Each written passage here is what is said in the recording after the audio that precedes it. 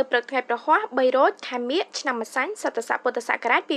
2569ត្រូវនៅថ្ងៃទី5ខែកុម្ភៈឆ្នាំ2026ឯកឧត្តមថៅជាថារដ្ឋមន្ត្រីក្រសួងធនធានទឹកនៅតុនិយមនិងជាប្រធានគណៈកម្មាធិការគ្រប់គ្រងធនធានខ្សាច់បានអញ្ជើញជាអធិបតីភាពដ៏ខ្ពង់ខ្ពស់ដឹកនាំកិច្ចប្រជុំបូកសរុបលទ្ធផលការងារសម្រាប់ក្នុងឆ្នាំ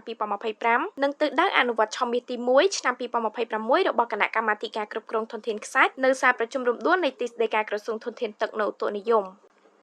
ថ្លែងក្នុងឱកាសបើកកិច្ចប្រជុំឯកឧត្តមរដ្ឋមន្ត្រីបានមានប្រសាសន៍ឲ្យដឹងថាខ្សាច់គឺជាធនធានធម្មជាតិដ៏មានតម្លៃដែលត្រូវបានប្រើប្រាស់យ៉ាងទូលំទូលាយនៅក្នុងឧស្សាហកម្មសំណង់និងវិស័យផ្សេងៗនិងបានដើរតួនាទីយ៉ាងសំខាន់ក្នុងការជួយចូលរួមថែរក្សាសុខភាពនិងមុខងាររបស់ស្ទឹងទន្លេនិងសមុទ្រ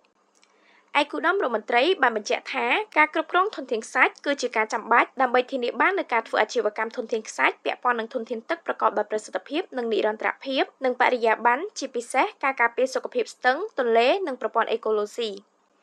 ឯកឧត្តមរដ្ឋមន្ត្រីបានសង្កត់ធ្ងន់ថាការធ្វើអាជីវកម្មធនធានខ្សាច់ដែលគ្មាននិរន្តរភាពអាចបណ្ដាលឲ្យមានការរិចរិលបរិស្ថានយ៉ាងធ្ងន់ធ្ងររួមទាំងការហូរច្រោះដីល្បាប់និងការបំផ្លិចបំផ្លាញទីជម្រកមនុស្សសត្វរុក្ខជាតិនិងប្រព័ន្ធអេកូឡូស៊ី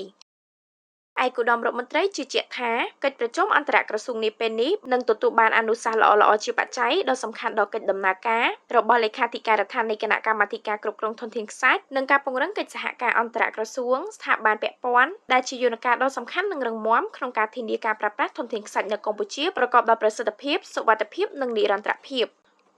សូមបញ្ជាក់ថាគណៈកម្មាធិការគ្រប់គ្រងធនធានខ្សាច់បានបង្កើតតាមអនុក្រឹត្យលេខ203អនក្របកចុះថ្ងៃទី29ខែសីហាឆ្នាំ2024គណៈកម្មាធិការនេះជាយន្តការអន្តរក្រសួងសំខាន់មួយដែលមានភារកិច្ចត្រួតពិនិត្យនិងតាមដានការធ្វើអាជីវកម្មខ្សាច់ពាក់ព័ន្ធនឹងធនធានទឹកឲ្យស្របតាមបទដ្ឋានគតិយុត្តនិងបទដ្ឋានបច្ចេកទេសជលវិទ្យាជលគតិដើម្បីធានាបាននូវប្រសិទ្ធភាពនិរន្តរភាពនិងការពារបរិស្ថាន